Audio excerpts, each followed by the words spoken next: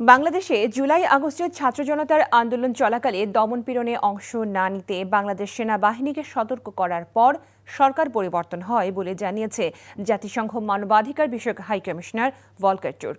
সম্প্রতি BBC world সার্ভিসের heart টক অনুষ্ঠানে তিনি একথা বলেন। গাজা, সুদান, ইউক্রেন সহ বিশ্বের বিভিন্ন ইস্যুতে জাতিসংঘকে ক্ষমতাহীন মনে হচ্ছে বলে জানান বিবিসির উপস্থাপক স্টিফেন সাকার। জবাবে উদাহরণ হিসেবে বাংলাদেশের কথা উল্লেখ করেন মানবাধিকার প্রধান। বলেন, বাংলাদেশ সেনাবাহিনীকে সতর্ক করেছিলাম, যদি তারা জড়িয়ে পড়ে তাহলে শান্তিরক্ষা মিশনে অংশগ্রহণ থেকে বাদ পড়বে। এর ফলেই বাংলাদেশের এই পরিবর্তন ঘটেছে বলে উল্লেখ করেন তিনি। এ সময় প্রফেসর ইউনুসের তথ্যানুসন্ধান দল পাঠানোর অনুরোধের বিষয়টি উল্লেখ করে তিনি বলেন, গত বছর বাংলাদেশে গিয়ে সহযোগিতা করায় ছাত্ররা কৃতজ্ঞতা জানায়। এছাড়া ফিলিস্তিনের গাজার পরিস্থিতিকে বিপর্যয়কর উল্লেখ করে তিনি বলেন, সেখানে যা ঘটছে তা নিয়ে সবাই উদ্বিগ্ন। রাজধানী তেজগাঁও রেলগেট থেকে সাতরাস্তা পর্যন্ত মূল সড়ক এখনও ট্রাক কাভার্ড ভ্যানের দখলে। এতে নিত্য ভোগান্তিতে পড়ছেন সাধারণ মানুষ। প্রায় এক দশকের চেষ্টায়ও মূল সড়ক থেকে ট্রাক সরাতে পারেনি ঢাকা উত্তরের নগর প্রশাসন। উল্টো ট্রাক টার্মিনালের জন্য প্রস্তাবিত 5 একর জমি বেহাত হওয়ার পথে। এমন বাস্তবতায় দ্রুত এ সমস্যা সমাধানের পথ খোঁজার তাগিদ নগর বিশেষজ্ঞদের। নাজিবুর রহমানের রিপোর্ট। 2 মিনিটের পথ পাড়ি দিতে ঘন্টার পর ঘন্টা কাটাতে হচ্ছে একই সড়কে। এ চিত্র তেজগাঁও সাতরাস্তা ও রেলগেট এলাকার নিত্যদিনের। তীব্র যানজটে ক্লান্তি বাড়ছে অফিসগামী মানুষ আর স্কুলগামী অসংখ্য শিক্ষার্থীদের। 100 ফিট মূল সড়কের 70% জায়গায় দখল করেছে ট্রাক কাভার্ড ভ্যান। আজকে সকাল 8টায় ক্লাস, আমি যদি বাইর হই এই জায়গাটা পার হইতে আমার প্রায় 15 থেকে 20 মিনিট সময় লাগে। রাস্তার মধ্যে দিয়ে মানুষ হাঁটাহাঁটি করতেছে, প্লাস গাড়িও চলতেছে। শুধু মূল সড়কই নয়, তেজগাঁও এলাকার আশেপাশে সব সড়কই দখল করেছে ট্রাক কাভার্ড ভ্যান মালিকরা। প্রশাসনের তৎপরতা না থাকায় যত্রতত্র যানবাহন রেখে রাস্তা দখলে নিয়েছেন তারা। ফুটপাত ধরে হাঁটার পরিবেশও নেই এসব এলাকায়। সন্ধ্যার পর এলাকায় সৃষ্টি হয় ভুতুড়ে পরিবেশ। ফুটপাতটা এবং ট্রাকগুলো একভাবে নিচে, মানে 2 জন মানুষ একসাথে যাওয়া যায় না, চিপাচিপি হয়, এই হয়, অনেক অসুবিধা হয়। আমাদের এখান থেকে রাস্তা পারাপার করতে অসুবিধা হয়। বছরের পর বছর চেষ্টা করেও মেয়র আনিসুল হক সড়কটি দখলমুক্ত করতে পারেনি ঢাকার নগর প্রশাসন। 5 আগস্ট সরকার পতনের পর এই সমস্যা আরও তীব্র হয়েছে। আইন শৃঙ্খলা বাহিনীর তৎপরতার অভাব আর নগর প্রশাসনের নিষ্ক্রিয়তা, আর সেই সুযোগেই এর সড়কের প্রায় 2/3 জায়গা দখল করে নিয়েছে কাভার্ড ভ্যান চালকরা। আর এতে চরম ভোগান্তিতে পড়েছেন সাধারণ মানুষ। ট্রাক স্ট্যান্ডের জন্য তো আমাদেরকে 5 একর জায়গা অ্যালোকেশন করা হয়েছে। অ্যালটমেন্ট লেটার দেওয়া হয়েছিল গণপূর্ত থেকে, জায়গাটা তারা আমাদেরকে দিয়েছিল। 5ই আগস্টের পর তারা আরেকটা চিঠি দিয়ে এই জায়গাটা ক্যান্সেল করেছেন। এবং তারা বলছেন এটা নাকি আগে মানে এক ধরনের নেগোসিয়েশন হয়েছে, এখন তারা এটা চান না। মাননীয় উপদেষ্টা, আমরা ওনার দৃষ্টি আকর্ষণ করে এটা আমরা 1-to-1 করায় নিয়ে আসবো। যানজট এড়াতে শহরের মধ্যে ট্রাক টার্মিনাল না রাখার পক্ষে মত দিচ্ছেন নগর বিশেষজ্ঞরা। মূল সমাধানটা হবে ঢাকার বাইরে একাধিক ট্রাক স্ট্যান্ড প্রয়োজন হলে জমি অধিগ্রহণ করে কিংবা বেসরকারি বা সরকারি বিভিন্ন প্রকল্প থেকে আমরা ট্রাক স্ট্যান্ড বের করতে পারি, যেটা আমাদের শহরের জন্য কাজে লাগবে। 2015 সালে কয়েক দফা চেষ্টা চালিয়ে পরিবহন শ্রমিকদের বাধা উপেক্ষা করে গুরুত্বপূর্ণ এই সড়কটি উদ্ধার করেছিলেন প্রয়াত মেয়র আনিসুল হক। তার কিছুদিন পরই আবারও বেদখল হয় সড়কটি। Najibur Rahman, NTV news, Dhaka. বাংলাদেশে জুলাই আগস্টের ছাত্র জনতার আন্দোলন চলাকালে দমনপীড়নে অংশ না নিতে বাংলাদেশ সেনাবাহিনীকে সতর্ক করার পর সরকার পরিবর্তন হয় বলে জানিয়েছে জাতিসংঘ মানবাধিকার বিষয়ক হাই কমিশনার ভলকার তুর্ক। সম্প্রতি বিবিসি ওয়ার্ল্ড সার্ভিসের হার্ট টক অনুষ্ঠানে তিনি একথা বলেন। গাজা, সুদান, ইউক্রেন সহ বিশ্বের বিভিন্ন ইস্যুতে জাতিসংঘকে ক্ষমতাহীন মনে হচ্ছে বলে জানান বিবিসির উপস্থাপক স্টিফেন সাকার। জবাবে উদাহরণ হিসেবে বাংলাদেশের কথা উল্লেখ করেন মানবাধিকার প্রধান। বলেন, বাংলাদেশ সেনাবাহিনীকে সতর্ক করেছিলাম, যদি তারা জড়িয়ে পড়ে তাহলে শান্তিরক্ষা মিশনে অংশগ্রহণ থেকে বাদ পড়বে। এর ফলেই বাংলাদেশের এই পরিবর্তন ঘটেছে বলে উল্লেখ করেন তিনি। এ সময় প্রফেসর ইউনুসের তথ্যানুসন্ধান দল পাঠানোর অনুরোধের বিষয়টি উল্লেখ করে তিনি বলেন, গত বছর বাংলাদেশে গিয়ে সহযোগিতা করায় ছাত্ররা কৃতজ্ঞতা জানায়। এছাড়া ফিলিস্তিনের গাজার পরিস্থিতিকে বিপর্যয়কর উল্লেখ করে তিনি বলেন, সেখানে যা ঘটছে তা নিয়ে সবাই উদ্বিগ্ন। ব্রাজিলের জার্সিতে নেইমারের খেলার অপেক্ষার অবসান হচ্ছে। ইনজুরিতে প্রায় 17 মাস মাঠের বাইরে থাকার পর জাতীয় দলের ডাক পেয়েছেন তিনি। কলম্বিয়া ও আর্জেন্টিনা বিপক্ষে আসন্ন বিশ্বকাপ বাছাইয়ের স্কোয়াডে রাখা হয়েছে 33 বছর বয়সী এই ফরওয়ার্ডকে। 2023 সালের অক্টোবরে জাতীয় দলের জার্সিতে খেলার সময় বাঁ হাঁটুতে গুরুতর চোট পান নেইমার। সৌদি আরবের ক্লাব আল হিলালের সঙ্গেও চুক্তি ছিন্ন করতে হয়েছে তাকে। ফিরেছেন ছোটবেলার ক্লাব সান্তোসে। 3টি বিশ্বকাপ খেলা এই ফরওয়ার্ড 2026-এর আসরে খেলার ইচ্ছা পোষণ করেছেন। টেলিভিশনে কোচ ডরিভাল জুনিয়রের দল ঘোষণা দেখার একটি ছবি ইনস্টাগ্রামে পোস্ট করেন নেইমারকে ছাড়া বেশ ভুগেছে ব্রাজিল। 12 ম্যাচ শেষে তারা বাছাই পর্বের টেবিলের 5ম স্থানে। 5টি জয়ের পাশাপাশি হার দেখেছে 4টিতে। আগামী 20 মার্চ কলম্বিয়ার বিপক্ষে ব্রাসিলিয়ার ম্যাচ, তারপর 5 দিন পর দক্ষিণ আমেরিকান ক্লাসিকো।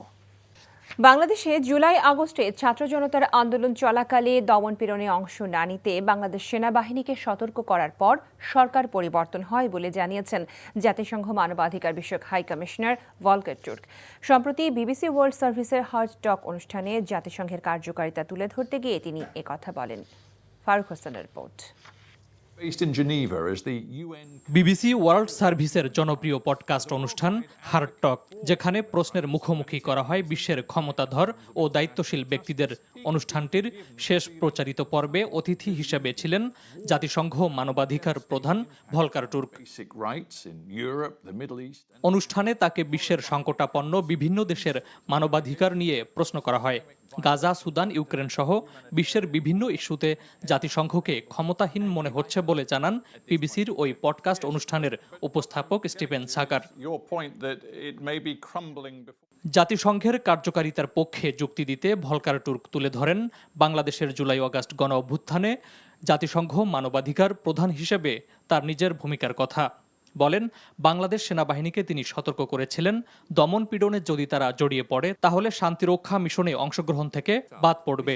এর ফলেই বাংলাদেশে ক্ষমতার পট পরিবর্তন ঘটে। আমি গত বছরের বাংলাদেশের উদাহরণ দিচ্ছি। জুলাই আগস্টে সেখানে ছাত্রদের ব্যাপক বিক্ষোভ হয় আন্দোলন দমনে, তখন ব্যাপক নিপীড়ন চলছিল। তাদের জন্য বড় আশার জায়গা ছিল। আমরা প্রকৃতপক্ষে সেনাবাহিনীকে সতর্ক করি, যদি তারা এতে জড়িত হয় তার অর্থ দাঁড়াবে তারা হয়তো আর শান্তিরক্ষী মিশনে সেনা পাঠাতে পারবে না। এর ফলে আমরা পরিবর্তন দেখলাম। এ সময় প্রফেসর ইউনূসের তথ্যানুসন্ধান দল পাঠানোর বিষয়টি উল্লেখ করে তিনি বলেন, ছাত্রদের সহযোগিতা করায় তারা আমাদের প্রতি খুব কৃতজ্ঞতা জানায়।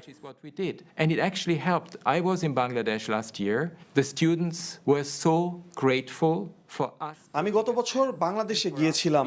আমরা একটি অবস্থান নেয় এবং তাদের সহযোগিতা করায় ছাত্ররা আমাদের প্রতি কৃতজ্ঞ ছিল। এছাড়া ফিলিস্তিনের গাজার পরিস্থিতিকে বিপর্যয়কর উল্লেখ করে তিনি বলেন, সেখানে যা ঘটছে তা নিয়ে সবাই উদ্বিগ্ন।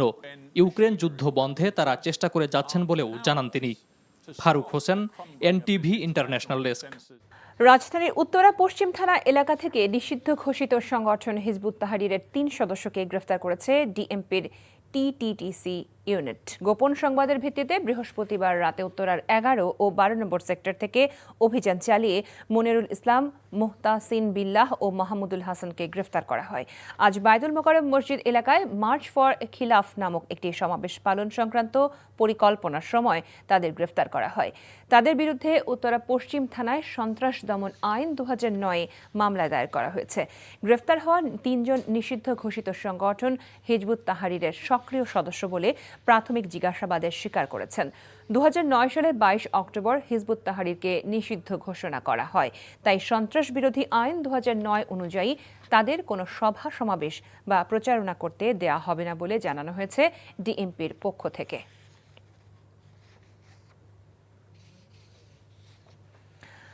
রাজধানীর বায়তুল মোকাররম মসজিদ এলাকায় আছেন সহকর্মী মইদুল ইসলাম। সরাসরি আমরা তার কাছে চলে যাচ্ছি। মইদুল, নিষিদ্ধ সংগঠন হিজবুত তাহরীরের ঘোষিত কর্মসূচি ঘিরে আইন শৃঙ্খলা রক্ষাকারী বাহিনীর তৎপরতা আপনি কেমন দেখতে পাচ্ছেন? আর বাদ জুমা তাদের কোনো পরিকল্পনা বা কর্মসূচি আছে কিনা, কি তথ্য জেনেছেন আপনি?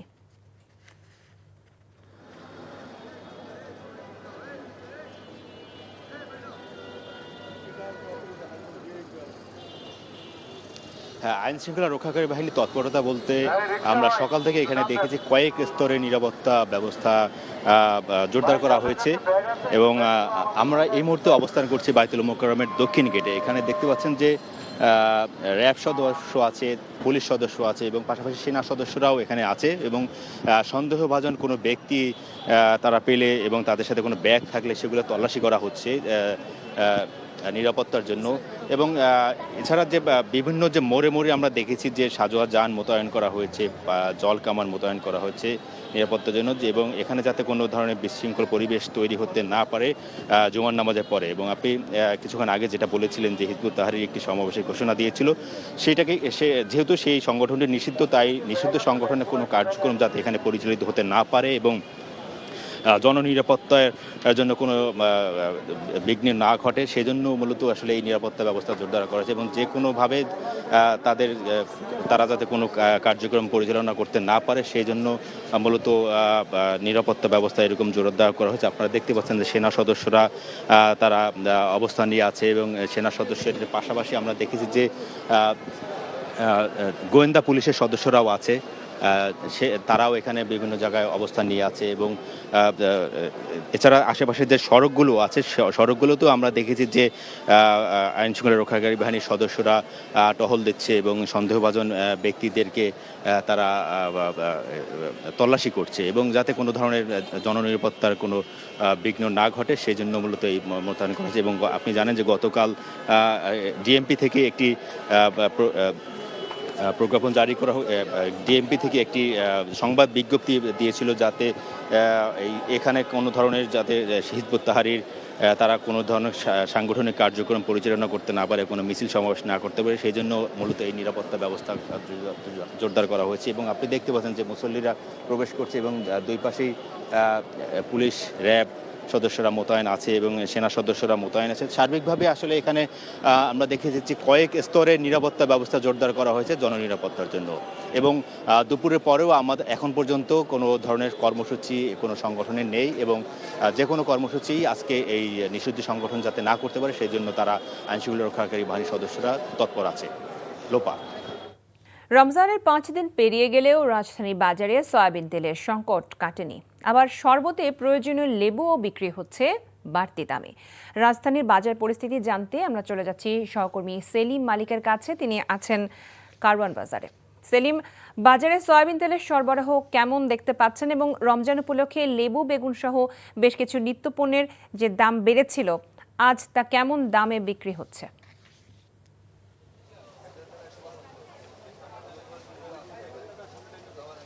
লোপা, যদি বলা হয় যে নিত্যপণ্যের বাজারে এই রমজানে কিছুটা স্বস্তি বলা যেতে পারে, কারণ রমজানের শুরুতে যে পরিমাণ দাম বেড়েছিল বা একটা অস্বস্তি দেখা দিয়েছিল সেটি কিন্তু সময় গড়ানোর সঙ্গে সঙ্গে কিন্তু দামটা কিন্তু কমে আসছে। বিশেষ করে যদি আমি বলি ছোলার দাম, গত কয়েকদিন আগেও কিন্তু যে ছোলা বিক্রি হয়েছে 110 টাকা কেজি দরে, সেটি কিন্তু এই সপ্তাহে বিক্রি হচ্ছে 100 টাকা কেজি দরে। এছাড়া আপনার সয়াবিন তেলের যে সংকটটা ছিল সেই সংকট কিন্তু আজকে আমি বাজারে এসে দেখতে পাচ্ছি কিছুটা নিরসন হয়েছে বলে বলা যেতে পারে। আমি একজন ব্যবসায়ীর সাথে কথা বলবো, আপনি বলবেন যে সয়াবিন তেলের বাজারে কি পরিমাণ স্বস্তি ফিরে আসছে? এখন আগের চেয়ে অনেকটা স্বস্তি ফিরে আসছে, এখন তেল স্বাভাবিকভাবে পাওয়া যাইতেছে, এখন কোনো তেলের কোনো সংকট নাই বর্তমানে। আচ্ছা, আর ছোলার বাজার? ছোলার বাজার ভালো, ছোলার বাজার আগের থেকে অনেক কমে গেছে। আগে তো মনে করেন আমরা 120 থেকে 110, 10 থেকে 105 এরকম, এখন 100 টাকা হিসাব আছে। ধন্যবাদ। শুধু সয়াবিন তেল এবং ছোলা নয়, এদিকে কিন্তু আপনার সবজির বাজারে যদি বলি, লেবু এবং বেগুনের দামটা কিন্তু কিছুটা বাড়তি বলা যেতে পারে, যদিও বেগুন এক সপ্তাহে বিক্রি হচ্ছে 110 থেকে 120 টাকা কেজি দরে। এছাড়া আপনার 60 থেকে 100 টাকা হালিতে বিক্রি হচ্ছে আপনার লেবু। এছাড়া কিন্তু আমি দেখতে পাচ্ছি যে এবং পেঁয়াজের দরটা কিন্তু বেশ খানিকটা কমেছে। এই সপ্তাহে কিন্তু পেঁয়াজ বিক্রি হচ্ছে 10 টাকা কমে 35 থেকে 40 টাকা কেজি দরে। এছাড়া চালের দামটা যদি বলি, চাল কিন্তু কিছুটা দাম বেড়েছে, বিশেষ করে মিনিকেট চাল কিন্তু 4 টাকা বেড়ে এই সপ্তাহে বিক্রি হচ্ছে 84 টাকা কেজি দরে। এবং পাইজাম এবং স্বর্ণা চাল সেটি কিন্তু 1 থেকে 2 টাকা বেড়েছে। তবে ব্রয়লার মুরগির দাম আগের দামই বিক্রি হলেও আপনার সোনালিকা মুরগির দাম কিন্তু 40 টাকা পর্যন্ত কমেছে। 40 টাকা কমে এই সপ্তাহে কিন্তু সোনালিকা মুরগি কিন্তু 260 টাকা কেজি দরে বিক্রি হচ্ছে। এবং আপনার গরুর মাংসে কিন্তু কিছুটা দাম বেড়েছে, 20 টাকা বেড়ে গরুর মাংস এই সপ্তাহে বিক্রি হচ্ছে 770 টাকা কেজি দরে। এই ছিল আমার কাছে এই সপ্তাহের বাজার দরে হালচাল। রোজা শুরুর প্রথম শুক্রবারে রাজধানীর শপিং মলগুলোর ভিড় বাড়ছে। সেই খবর জানতে আমরা চলে যাচ্ছি নিউ মার্কেট এলাকায়। সেখানে আছেন স্টাফ করেসপন্ডেন্ট মিসবাহ হাসান। মিসবাহ, ঈদের কেনাকাটা কি জমে উঠেছে কিনা, কি বলছেন ক্রেতা বিক্রেতারা?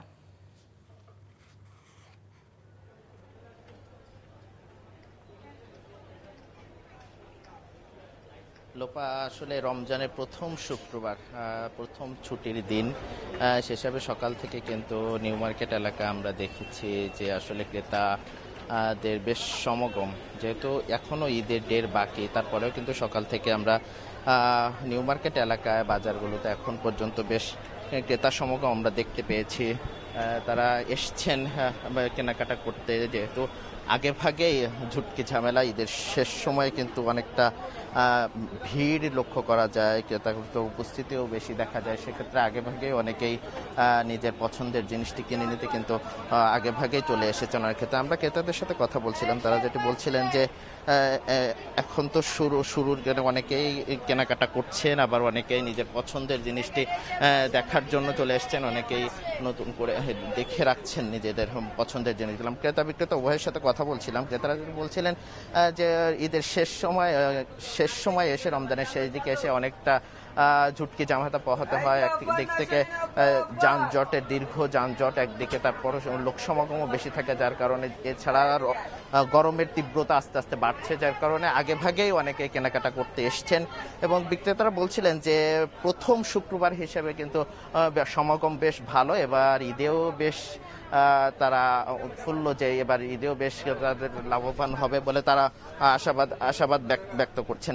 আমরা সবশেষ মিলে বলতে যে প্রথম শুক্রবার হিসেবে এখন পর্যন্ত নিউ মার্কেট এলাকা বা অন্য এলাকা বাজারগুলো আমরা যেটি ঘুরে দেখেছি, সেটা কিন্তু সমাগম বেশ ভালো, এবং ক্রেতা বিক্রেতা উভয় করছেন যে বেলা বাড়ার সাথে সাথে বা জুমার নামাজের পরে এই উপস্থিতিতে আরও বাড়বে, কেনাকাটা আরও বাড়বে। এই ছিল ঈদ বাজার নিয়ে সবশেষ। লোপা।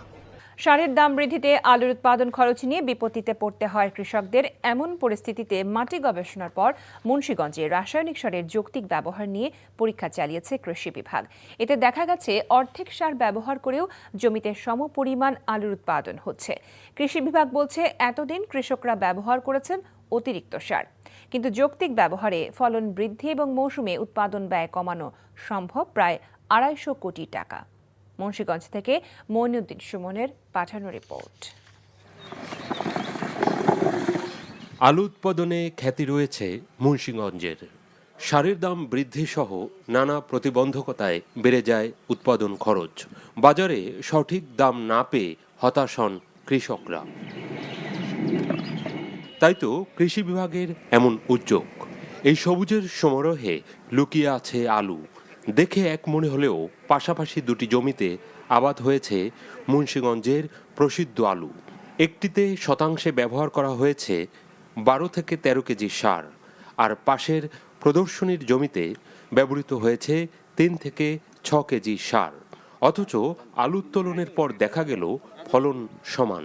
কোনো কোনো ক্ষেত্রে প্রদর্শনীর জমিতেই উৎপাদন বেশি।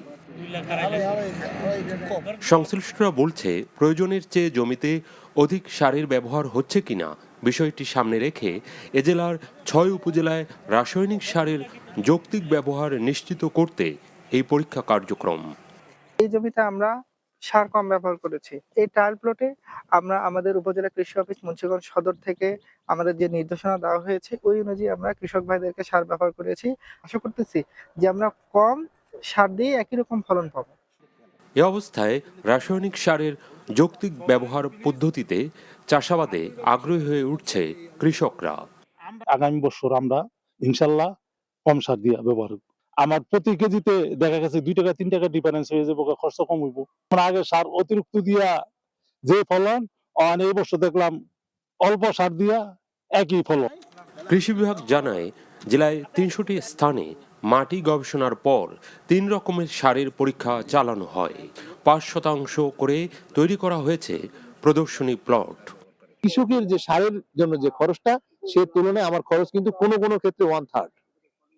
এইটা যদি আমাদের আজকে আলু আপনারা দেখেছেন, আমরা যদি 150টারে এরকম ভালো রেজাল্ট পাই, তাহলে আমার মনে হয় যে আমরা এটা শুধু মুন্সিগঞ্জ না সারা দেশে ছড়িয়ে দিলে আমাদের সারের ভর্তুকি বাবদ আসলে বিশাল একটা সাশ্রয় হবে।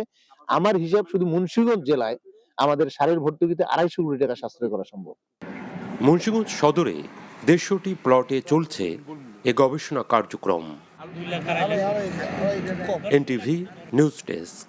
চ্যাম্পিয়ন্স ট্রফির ফাইনালের ম্যাচ অফিসিয়ালদের তালিকা প্রকাশ করেছে। আইসিসি অনফিল্ড আম্পায়ারের দায়িত্ব পালন করবেন ইংল্যান্ডের রিচার্ড ইলিংউথ ও অস্ট্রেলিয়ার পল রাইফেল, দুজনেই আইসিসি এলিট প্যানেলের আম্পায়ার। এ নিয়ে টানা তৃতীয় আইসিসি টুর্নামেন্টের ফাইনালে থাকছেন ইলিংউথ।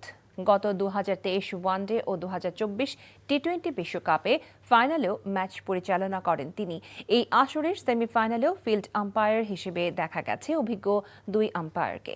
তৃতীয় ও চতুর্থ আম্পায়ার হিসেবে থাকবেন যথাক্রমে ওয়েস্ট ইন্ডিজের জোয়েল উইলসন ও শ্রীলঙ্কার কুমার ধর্মসেনা।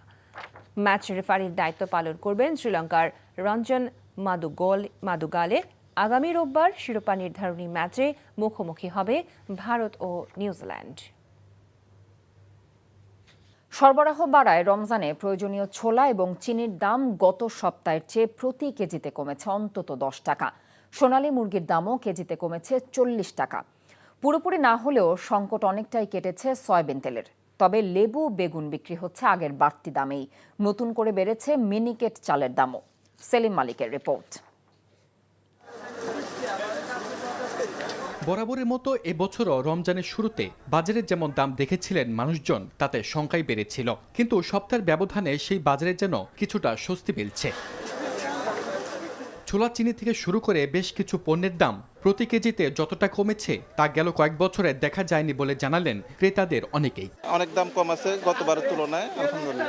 অন্য সদায় প্রতি মোটামুটি ঠিক আছে, মোটামুটি সন্তুষ্ট হয়। মাস খানিক ধরে সংকট থাকলেও রমজানের প্রথম সপ্তাহে বাজারে সরবরাহ বেড়েছে সয়াবিন তেলের। তেলের সরবরাহ এখন ভালো আলো দিলে, এখন আপনার সব ধরনের তেল পাইতেছি আমরা, এখন কোনো সমস্যা নাই। শুধু আপনার খোলা সয়াবিন জাত পাইতেছি না। বেগুন ও লেবু চড়া দামে বিক্রি হলেও শসা, টমেটো ও গাজরের দাম আছে নাগালের মধ্যেই। আর কেজিতে 10 টাকা কমেছে পেঁয়াজের দাম। বেগুন রমজানে আগে ছিল 70 থেকে 80 টাকা কেজি, বর্তমান হইলো 100 থেকে 110 টাকা কেজি। লেবু রমজানে আগে ছিল আপনার হলো এই 20 টাকা 25 টাকা পিস, বর্তমান হয়েছে আপনার হলো 30 টাকা 35 টাকা পিস। তবে আবারও ঊর্ধ্বমুখী মিনিকেট ও মোটা চালের বাজার। নাশের দাম তো আগে থেকে বাড়তেছে, এটা এই পর্যন্ত তাদের কোনো সিন্ডিকেট ভাঙতে পারে না। আসলে মূল তাদের সিন্ডিকেট। মিনিকেটটা আমরা এতদিন বিক্রি করছি 78 থেকে 80 টাকা, এখন 80 থেকে 84 টাকা পর্যন্ত বিক্রি করতে হয়। এত বছর কিন্তু চালের দাম এত বাড়ে না, বাড়ছে কতটা সীমা ছিল, কিন্তু এবারকার সীমা লঙ্ঘন হয়ে গেছে। গেল সপ্তাহের দামে বিক্রি হচ্ছে ব্রয়লার মুরগি, তবে কেজিতে 40 টাকা কমেছে সোনালিকা মুরগিতে। সোনালি এখন হয়েছে 260 টাকা কেজি, আর ব্রয়লার 180 টাকা কেজি, অনেক কমে গেছে। দাম এখন কোনো কাচিস নাই, মাল খালি আইতে আছে। বাজারে আগের দামে বিক্রি হচ্ছে বেশিরভাগ মাছ, তবে কেজিতে আরও 20 টাকা বেড়েছে গরুর মাংসের দাম। সেলিম মালিক, এনটিভি নিউজ, ঢাকা। ঈদুল ফিতরকে সামনে রেখে রমজানের প্রথম শুক্রবার রাজধানীর বিপণী বিতানগুলোতে ভিড় ছিল চোখে পড়ার মতো। শেষ মুহূর্তের ঝক্কি ঝামেলা এড়াতে কেউ কেউ আগেই সেরে নিচ্ছেন কেনাকাটা, আবার অনেকে ঘুরে ঘুরে বাজার যাচাই করছেন। বিক্রেতারা বলছেন প্রথম ছুটির দিন হিসেবে বেচা বিক্রি বেশ ভালো। কেউ প্রিয়জনের জন্য, কেউ আবার পরিবারের ছোট সদস্যদের জন্য জামাকাপড় কিনতে এসেছেন। বিক্রেতারা বলছেন অন্য বারের তুলনায় এবার শুরু থেকে ক্রেতা পাচ্ছেন তারা। দুপুরের পর ভিড় বাড়ার সাথে সাথে বেচা বিক্রিও বাড়বে বলে আশাবাদ তাদের। তবে বিক্রেতারা অনেক পোশাকেরই বাড়তি দাম হাঁকছেন এবং সময় নিয়ে দরদাম করতে হচ্ছে বলে অভিযোগ করছেন ক্রেতাদের অনেকেই। যুক্তরাষ্ট্র ও যুক্তরাজ্য সরকারের সাথে বাংলাদেশ বিষয় নিয়ে ভারতের আলোচনার স্বাধীন সার্বভৌম দেশের অভ্যন্তরীণ বিষয়ে হস্তক্ষেপ উল্লেখ করে এর তীব্র নিন্দা জানিয়েছেন বিএনপি সিনিয়র যুগ্ম মহাসচিব রুহুল কবির রিজভী। সকালে রাজশাহী নগরীর ভুবন মোহন পার্কে স্বৈরাচার পতনের আন্দোলনে শহীদ ও আহত পরিবারের সাথে সাক্ষাৎ ও দোয়া মাহফিল অনুষ্ঠানে তিনি একথা বলেন। অন্তর্বর্তীকালীন সরকারকে উদ্দেশ্য করে রিজভী বলেন, জাতীয় নির্বাচন নিয়ে গড়িমসি করলে সরকারের প্রতি জনগণের অনাস্থা আসবে। ভারত এখন শেখ হাসিনার দোসরদের বাগান বাড়িতে পরিণত হয়েছে বলেও মন্তব্য করেন রিজভী। ভারত আমেরিকার সাথে, আমেরিকার রাষ্ট্রপতির সাথে বাংলাদেশ বিষয়ে আলোচনা করছে, যে ভারত যুক্তরাজ্যের সাথে বাংলাদেশ নিয়ে আলোচনা করছে। কেন? বাংলাদেশে সরকার নেই, তো বাংলাদেশ কি নিয়ে আপনারা তো মাথা ব্যথা কেন? আপনারা কারা যে বাংলাদেশ নিয়ে অন্য দেশের সাথে আপনারা আলোচনা করবেন? যারা লুটেরা, যারা খুনি, তাদেরকে আপনারা আশ্রয় দেন। আজকে ভারত হচ্ছে শেখ হাসিনার দোসরদের বাগান বাড়িতে পরিণত হয়েছে। নওগাঁর পত্নীতলা উপজেলায় চাঁদাবাজদের বিরুদ্ধে ব্যবস্থা নেওয়ার দাবিতে মানববন্ধন করেছে গ্রামবাসী। দুপুরে মানববন্ধন থেকে বক্তারা অভিযোগ করেন, চাঁদা না দেওয়ায় কৃষি জমি দখল করার পায়তারা করছে এলাকার কিছু চিহ্নিত সন্ত্রাসী। চাষাবাদেও বাধা দেওয়া হচ্ছে, এতে ফসল উৎপাদন করতে পারছেন না তারা। তাই প্রশাসনকে দ্রুত অভিযুক্তদের বিরুদ্ধে ব্যবস্থা নেওয়ার দাবি জানান ভুক্তভোগীরা। সাভারের বংশী নদীর শাখা কর্ণপাড়া খাল দখল করে অবৈধভাবে গড়ে তোলা বালুর ঘাট গুড়িয়ে দিয়েছে উপজেলা প্রশাসন।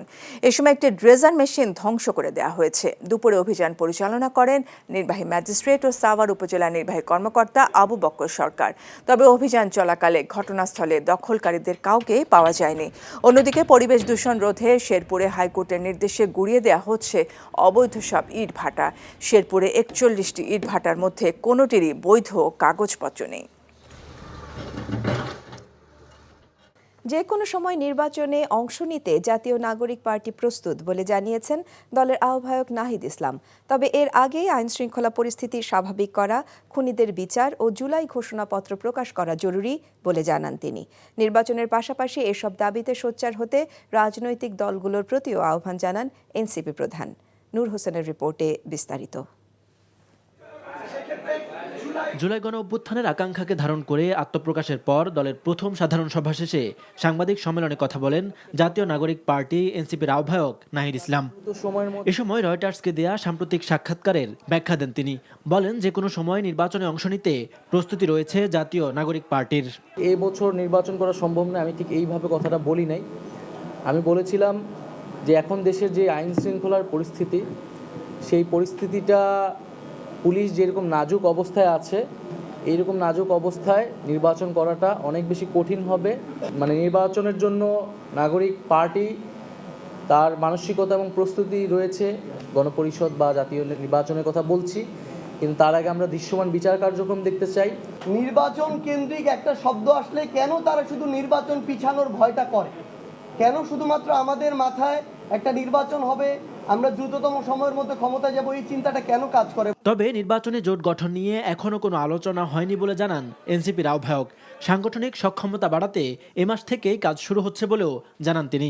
সাংবাদিক সম্মেলনে এনসিপির অর্থায়ন নিয়ে সাংবাদিকদের প্রশ্নের খোলামেলা জবাব দেন নাহিদ ইসলাম। বলেন, জনগণের অর্থায়নে পরিচালিত হবে জনগণের দল জাতীয় নাগরিক পার্টি।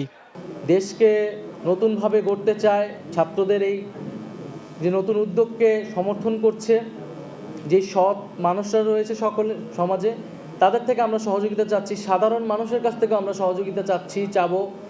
আমরা রিকশাওয়ালা থেকে শুরু করে সমাজের সকল শ্রেণী পেশার মানুষের কাছে যাব আর্থিক সহায়তার জন্য, কারণ আমরা মনে করি এটা জনগণের দল এনসিপি এবং জনগণের অর্থতেই এটি আসলে পরিচালিত হবে। এদিকে গত বুধবার নর্থ সাউথ বিশ্ববিদ্যালয় এলাকায় সার্জিস আলমের উপস্থিতিতে হট্টগোলে ছাত্রদলের কেন্দ্রীয় এক নেতা জড়িত বলে অভিযোগ করেন এনসিপির মুখ্য সংগঠক সার্জিস আলম। তিনি এই ছাত্রদল নামক যে নূর হোসেন, এনটিভি নিউজ, ঢাকা। এদিকে নর্থ সাউথ বিশ্ববিদ্যালয়ে এনসিপি নেতা সার্জিসের সাথে ঘটা অনাকাঙ্ক্ষিত ঘটনায় জড়িত না থাকলেও উদ্দেশ্যমূলকভাবে ছাত্র দলের ওপর অযাচিত দোষ চাপানো হয়েছে বলে অভিযোগ করেছেন ছাত্রদল সভাপতি রাকিবুল ইসলাম রাকিব। রাজধানীর পল্টনে বিএনপির কেন্দ্রীয় কার্যালয়ে এক সংবাদ সম্মেলনে এমন মন্তব্য করেন তিনি। তাদের দাবি, দেশের বিভিন্ন এলাকায় একইভাবে ছাত্রদলের সুনাম ক্ষুণ্ণ করতে রাজনৈতিক উদ্দেশ্যে এ ধরনের কৌশল নেওয়া হচ্ছে বলেও জানান তিনি। ছাত্রদল সভাপতির দাবি, বেসরকারি বিশ্ববিদ্যালয়ের বৈষম্য বিরোধী ছাত্রদের সাথে পূর্বশত্রুতার জেরে সার্জিসের ওপর হামলা হলেও ফেসবুকে তিনি উদ্দেশ্যমূলকভাবে ছাত্রদলকে জড়িয়ে অভিযোগ করেছেন। নতুন রাজনৈতিক বন্দোবস্তের কথা বলে বৈষম্য বিরোধী ছাত্ররা পুরনো মডেলের রাজনৈতিক দল গড়েছে দাবি করে তাদের মাধ্যমে জাতির নতুন কোনো প্রত্যাশা পূরণ হবে না বলেও মন্তব্য করেন ছাত্রদল নেতারা। পূর্বের রেশারেশির জের ধরেই নর্থ সাউথ বিশ্ববিদ্যালয়ে সার্জিস আলম বেসরকারি বিশ্ববিদ্যালয়ের শিক্ষার্থীদের বিক্ষোভের মুখে পড়েন। এ সময়ে সার্জিস আলমের সাথে নর্থ সাউথ বিশ্ববিদ্যালয়ের শিক্ষার্থীরা বাক বিতণ্ডায় জড়িয়ে পড়েন। উল্লেখ্য, ঘটনাস্থলে বাংলাদেশ জাতীয়তাবাদী ছাত্রদলের কোনো সাংগঠনিক কার্যক্রম ছিল না সেদিন। বেসরকারি বিশ্ববিদ্যালয়ের শিক্ষার্থীদের সাথে ঘটে যাওয়া ঘটনার দায় ছাত্রদলের উপর চাপানোর কৌশলের বিরুদ্ধে আমরা নিন্দা ও প্রতিবাদ জানাচ্ছি। আজ ৭ মার্চ বিএনপির ভারপ্রাপ্ত চেয়ারম্যান তারেক রহমানের কারাবন্দী দিবস। ২০০৭ সালের এই দিনে কোনো পরোয়ানা বা সুনির্দিষ্ট কোনো অভিযোগ ছাড়াই তৎকালীন সেনা সমর্থিত তত্ত্বাবধায়ক সরকার জরুরি বিধিমালায় গ্রেপ্তার করে এই রাজনীতিককে। গ্রেপ্তারের পর তাকে মুখোমুখি হতে হয় অমানবিক নির্যাতনের। কারাবন্দী ছিলেন একটানা ১৮ মাস। আরও জানাচ্ছেন ইফতেখার রেজা। বিএনপির পক্ষ থেকে বারবার দাবি করা হয় ২০০১ সালের নির্বাচনে বিএনপির বিজয়ের পর দেশি বিদেশি ষড়যন্ত্রকারীদের টার্গেটে পরিণত হন দলটির ভারপ্রাপ্ত চেয়ারম্যান তারেক রহমান। আমাদের আজকে শপথ নিতে হবে ভবিষ্যতে আমরা ছাত্রদল থেকে কিভাবে আরো সৎ, যোগ্য এবং সাধারণ মানুষের কাছে গ্রহণযোগ্য এইরকম নেতা আমরা তৈরি করতে পারি। ১/১১ জরুরি অবস্থাকালীন দেশি বিদেশি ষড়যন্ত্রকারীরা সে পরিকল্পনা বাস্তবায়নের অপচেষ্টা করে। অন্যদিকে তার চরিত্র হরণের জন্য চলে মিথ্যাচার। সেনা সমর্থিত তত্ত্বাবধায়ক সরকারের ২ বছর ও বিগত আওয়ামী লীগ সরকারের টানা প্রায় ১৫.৫ বছরে রাষ্ট্রীয় সর্বশক্তি দিয়ে এনবিআর দুদক সহ সরকারের সব সংস্থায় দেশে বিদেশে অনুসন্ধান করেও তারেক রহমানের বিরুদ্ধে দুর্নীতি, চাঁদা দাবি ও অবৈধ সম্পদ অর্জনের কোনো অভিযোগ প্রমাণ করতে পারেনি। তারেক রহমানের বিরুদ্ধে সারা দেশে ৮৩টি মামলার তথ্য মিলেছে। গত বছরের ৫ আগস্ট ছাত্র জনতার অভ্যুত্থানের পর ৪টি মামলা বাদে এক এক করে বাকি মামলাগুলো নিষ্পত্তি হয়েছে। মামলাগুলোর মধ্যে অনেকগুলো খারিজ এবং কিছু মামলায় খালাস পেয়েছেন তিনি। মামলা চলার মতো উপাদান না থাকায় কয়েকটি মামলা থেকে দেওয়া হয়েছে অব্যাহতিও। ১/১১ সরকারের হাতে গ্রেপ্তারের পর তারেক রহমানের উপর পুলিশ রিমান্ড ও কারাগারে চালানো হয় অকথ্য নির্যাতন। একটানা ৫৫৪ দিন বা ১৮ মাস কারাবাস করতে হয় তাকে। এরপর ১২টি মামলায় জামিন পেয়ে ২০০৮ সালে ৩ সেপ্টেম্বর তিনি পিজি হাসপাতাল থেকে চিকিৎসাধীন অবস্থায় মুক্তি পান। পরে তাকে উন্নত চিকিৎসার জন্য নেওয়া হয় যুক্তরাজ্যে। বর্তমান যুক্তরাজ্য থেকেই দলকে নেতৃত্ব দিয়ে যাচ্ছেন তিনি। প্রায় প্রতিদিনই সারা দেশ সহ দেশের প্রত্যন্ত অঞ্চলের নেতাকর্মীদের সাথে করছেন যোগাযোগ। ৫ আগস্ট পর পরিবর্তিত পরিস্থিতিতে দীর্ঘ ৭ বছর পর লন্ডনে দেখা হয় মায়ের সাথে। উন্নত চিকিৎসার তদারকি করছেন তিনি নিজেই। বেগম খালেদা জিয়া আগের চেয়ে সুস্থ বোধ করলে যোগ দিচ্ছেন ২-১টি দলীয় কর্মসূচিতেও। আপনাদের এবং ছাত্রদের সমন্বিত আন্দোলনের ফলে ফ্যাসিস্ট শাসকেরা বিদায় নিয়েছে। ছাত্র জনতার গণ অভ্যুত্থান পরবর্তী পরিস্থিতিতে আইনি প্রক্রিয়া শেষ করে দেশে ফিরে শিগগিরই মাঠের রাজনীতিতে পুরোপুরি সক্রিয় হবেন এমন প্রত্যাশা বিএনপির নেতাকর্মী ও দেশবাসীর। আমি বাংলাদেশ জাতীয়তাবাদী দলের পক্ষ থেকে অন্তর্বর্তীকালীন সরকারের প্রতি আরো সতর্কতা অবলম্বনের আহ্বান জানাই। Iftekhar Reza, NTV news, Dhaka. যৌক্তিক সংস্কার না হলে পুরনো ফ্যাসিবাদী কাঠামো ফিরে আসবে বলে মন্তব্য করেছেন ইসলামী আন্দোলন বাংলাদেশের আমির সৈয়দ রেজাউল করিম। এ সময় তিনি বলেন, দেশের সংস্কার অপরিহার্য এবং প্রয়োজনীয় সংস্কারের পক্ষে তার দল।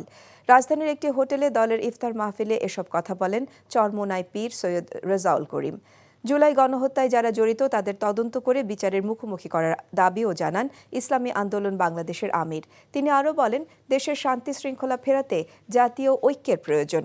এদিন ইসলামী আন্দোলন বাংলাদেশের ইফতার মাহফিলে যোগ দেন বিএনপির স্থায়ী কমিটির সদস্য সালাউদ্দিন আহমেদ, ডক্টর মঈন খান, জামায়াতের আমির ডাক্তার শফিকুর রহমান, জাতীয় নাগরিক পার্টির আহ্বায়ক নাহিদ ইসলাম সহ বিভিন্ন দেশের রাষ্ট্রদূতরা।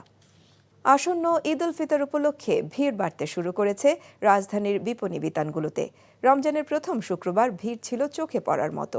শেষ মুহূর্তের ঝুঁকি ঝামেলা এড়াতে কেউ কেউ আগেই সেরে নিচ্ছেন কেনাকাটা, আবার অনেকেই করছেন বাজার যাচাই। বিক্রেতারা বলছেন, প্রথম ছুটির দিন হিসেবে কেনাকাটা অনেক ভালো। মেজবা হাসানের রিপোর্ট। ঈদের এখনও ঢের বাকি, তবুও প্রিয়জন ও নিজের কেনাকাটা সারতে একটু আগেভাগেই রাজধানীর নিউ মার্কেটে এসেছেন এই ক্রেতা। থ্রি পিস কিনে আগেভাগেই দর্জির দোকানে বুকিং দিতে হবে, তাই তো সেরা কালেকশনটি বেছে নিতে বাছাই করে দেখছেন এই নারী। আগে ভাগে কিনছি কারণ টেলাররা পরে আর নিতে চায় না, তো ড্রেস আনস্টিচ দেখছি তো ওটা বানাতে হবে তাই। শপিং মলগুলোতে ছুটির দিনে এমন ক্রেতাদের সমাগম বেড়েছে। বিশেষ করে মেয়েদের থ্রি পিস, পরিবারের ছোট সদস্যদের জন্য জামা কাপড় কিনতে এসেছেন অধিকাংশই। কেউ এসেছেন নিজের জন্য সেরা কালেকশনটি বেছে নিতে, আবার কেউ এসেছেন যাচাই বাছাই করতে। আমরা যেটা চিন্তা করছি যে ভিড় হবে না, কিন্তু ওই তুলনায় আপনার প্রচুর কাস্টমার, আল্লাহর রহমতে কাস্টমারও ভালো। লাস্টে ভালো কালেকশন পাই না, এর জন্য এখনই দেখা। নাতি পুতের বউ এদের জন্য কেনাকাটা করতে আসছে। একটা ড্রেস কিনছি, আরো দেখতেছি আরো কিনবো। আমি, আমার বোন, আম্মু। বাচ্চাদের জামা কাপড়, স্যান্ডেল, জুতা এখন অনেক বাকি, আমরা তো আর পরে করি না, আগেই করে ফেলি শেষ। ভিড় নেই শাড়ির দোকানে, পাঞ্জাবির দোকানে লোক সমাগম কম। তবে বিক্রেতারা আশা করছেন সামনের দিনগুলোতে বিক্রি বাড়বে। মার্কেটে কাস্টমার আছে, মেবি শাড়ির সাইডে কাস্টমার নেই, থ্রি পিস আনস্টিচে কাস্টমারটা বেশি। বাচ্চাদের জামা আর পাঞ্জাবি কেনার জন্য ঢুকছি, পরবর্তীতে ভালো কালেকশনটা পাওয়া যায় না, এই জন্য আগে চলে এসেছি। অন্যবারের তুলনায় এবার শুরু থেকেই বেড়েছে ক্রেতা, তবে বাড়তি দাম নিয়ে অভিযোগ করছেন কেউ। একটা 800 টাকা দামের জিনিস এরা 2800 টাকা চাচ্ছে, এক্সেস। ঈদের দিন ঘনিয়ে আসার সাথে সাথে আরও বাড়বে বেচা বিক্রি, জমে উঠবে বিপণী বিতানগুলো, এমনটাই প্রত্যাশা বিক্রেতাদের। Misbah Hasan, NTV news, Dhaka. প্রতি বছর রমজান এলেই নানা মুখরোচক খাবারের সমাহারে ইফতার আয়োজন করে থাকে রাজধানীর বিভিন্ন রেস্টুরেন্ট। তেমনই এক ইফতারের এলাহি আয়োজন নগরীর বনানীর গ্র্যান্ড ইফতার বাজার। একই ছাদের নিচে বাহারি স্বাদের খাবারের পসরা সাজিয়ে বসেছে বেশ কয়েকটি নামি দামি রেস্টুরেন্ট। লাইভ কিচেন থেকে গরম খাবার কিনে নিয়ে যাওয়ার পাশাপাশি রয়েছে অনলাইন টেকঅ্যাওয়ে সার্ভিস। খাবারের মান এবং আয়োজন নিয়ে সন্তুষ্টির কথা জানান ভোজন রসিকরা। আরও জানাচ্ছেন আরাফাত ইসলাম। রমজানের ইফতার মানেই বাহারি ধরন আর স্বাদে অনন্য বৈচিত্র্যময় খাবারের এক বিশাল সমাহার। বনানীর সোয়াটফিল্ডে এমনই আয়োজন গ্র্যান্ড ইফতার বাজার। রাজধানীর বিভিন্ন ঐতিহ্যবাহী ও বিখ্যাত রেস্তোরাঁগুলোর অংশগ্রহণে এ নিয়ে তৃতীয়বারের মতো এই আয়োজন। স্টলগুলোর পেছনেই রয়েছে লাইভ কিচেন। পরিচ্ছন্ন পরিবেশ আর স্বাদে অতুলনীয় সব খাবারে রয়েছে ভিন্নতা। পুরান ঢাকার বিউটি লাচ্ছি থেকে শুরু করে মুস্তাকিমের কাবাব কিংবা ডিসেন্টের হালিম আর দোসা এক্সপ্রেস সবকিছুই আছে এখানে। শুক্রবার ছুটির দিন হওয়ায় ক্রেতা উপস্থিতি বেশি ছিল, তবে রোজার প্রথম সপ্তাহ হওয়ায় পুরোদমে বিক্রি শুরু হয়নি বলে জানান বিক্রেতারা। আমাদের হালিমটা ফেভারিট, মোটামুটি ভালোই যাচ্ছে। আশা করি যে শেষ পর্যন্ত আমরা গেছে বলে যেমন সেল করছি তার চেয়ে এবার বেশি করব। একই ছাদের নিচে এমন আয়োজনে খুশি ক্রেতারা। মানসম্মত খাবার পরিবেশন আর দাম নিয়েও সন্তুষ্টির কথা জানান তারা। এখানে একটা ক্লোজ ডোরে এতগুলা দোকান আমরা পাচ্ছি, এত ভ্যারিয়েশন পাচ্ছি, এই জন্যই আসলে আসা। দেখা যায় যে আমরা ট্র্যাডিশনাল ইফতার আইটেম ছাড়া অন্য ডিফারেন্ট কিছু খেতে ইচ্ছা করে, সো ওগুলো আমরা এখানে পাচ্ছি। খুব ভালো একটা ব্যবস্থা হয়েছে, যেটা আমরা সবাই, এটা আমাদের ভোক্তাদের জন্য এটা একটা বিশেষ সুবিধা নিয়ে এসেছে। কোয়ালিটি নিয়ে এখানে ওরা কম্প্রোমাইজ করে না, যে কারণেই বারবার আসা। ইনফ্যাক্ট ধানমন্ডি থেকে এসেছি এই কারণেই আর কি। ক্রেতাদের ভালো সাড়া পাচ্ছেন বলে জানান আয়োজক কর্তৃপক্ষ। আলহামদুলিল্লাহ, দ্য রেসপন্স ইজ অ্যামেজিং। অনেক মানুষ আসছে। আজকে আমি যেমন 2:30টার সময় এসেছি, অ্যান্ড এসে আমি দেখলাম যে নর্মালি আমাদের 4টার সময় যে ভিড়টা হয়, ওই ভিড়টা এখনই আমি পাচ্ছি। রমজানের দিন যত বাড়বে ইফতার বাজার আরও জমজমাট হয়ে উঠবে বলে প্রত্যাশা সংশ্লিষ্টদের। আরাফাত ইসলাম, এনটিভি নিউজ, ঢাকা। ভারতের তৃতীয় চ্যাম্পিয়ন্স ট্রফি শিরোপা নাকি নিউজিল্যান্ডের দ্বিতীয়, এই প্রশ্নের উত্তর খুঁজতে আগামী রোববার মুখোমুখি হবে দুই দল। আইসিসি টুর্নামেন্টে বরাবরই ভারতের মাথা ব্যথার কারণ হয়ে দাঁড়িয়েছে নিউজিল্যান্ড। গ্রুপ পর্বে কোহলিরা জয় পেলেও ফাইনালে তার প্রভাব পড়ার সুযোগ দেখছেন না Kiwi coach Gary Stead. Dubai থেকে বর্ষণ কবিরের রিপোর্ট। এদিন নিউজিল্যান্ডের কোনো অনুশীলন নেই ভারতের সন্ধ্যাবেলায়। তার আগে যখন নিউজিল্যান্ড দল কথা বলল, সেখানে চলে আসছে বারবার বরুণ চক্রবর্তী এবং ভারতীয় স্পিনারদের প্রসঙ্গ। সে ব্যাপারে হেড কোচ যা ব্যাখ্যা দিয়েছেন, তাতে করে ভারতের চ্যালেঞ্জটা সামাল দেওয়ার সব রকম ইঙ্গিত স্পষ্ট। বরুণ চক্রবর্তী দারুণ বলার, পুরো টুর্নামেন্ট জুড়ে সে ভালো বল করেছে। আমরা আগে উইকেটের কন্ডিশন দেখব, এরপর পরিকল্পনা সাজাবো। আমাদের দলও 4 জন স্পিনার আছে, তাই দলের ব্যালেন্স নিয়ে দুশ্চিন্তা নেই। বৈশ্বিক আইসিসি ইভেন্টে নিউজিল্যান্ড শেষ কবে একটা শিরোপা জিতেছিল, সেটা দেখতে গেলে পিছিয়ে যেতে হয় 23টি বছর। ওয়ানডে বিশ্বকাপটা 2019-এ খুব কাছ থেকেও হারাতে হয়েছে তাদের। এই শিরোপা জয়ের খুব সম্ভাবনার কাছে দাঁড়িয়ে নিউজিল্যান্ড আশ্বস্ত করতে যাচ্ছে সবাইকে। ভারতকে হারানোটা অসম্ভব মনে করছে না তারা। ভারতের বিপক্ষে গত ম্যাচে দারুণ বল করেছে আমাদের বোলাররা। অভিজ্ঞতা কম থাকলেও তারা ভারতের ব্যাটারদের জন্য সমস্যা তৈরি করেছে। আমরা ফাইনালেও সেটা চাই। আশা করছি আমাদের ক্রিকেটাররা আত্মবিশ্বাস নিয়ে খেলবে। ক্রিকেট মাঠের লড়াইয়ে নিউজিল্যান্ড যেন এক ধরনের আতঙ্ক ভারতের জন্য। দুবাইয়ের উইকেটে যদি স্পিনারদের সাহায্য নিয়ে ভারত জিতেছিল শেষ গ্রুপ ম্যাচটা, কিন্তু এবার কি হবে সেটা বলা খুবই কঠিন। ফাইনালের চাপটা ভারতের সম্প্রতি খুব সামলানোর অতীত তো নেই। বর্ষণ কবির, এনটিভি নিউজ, দুবাই।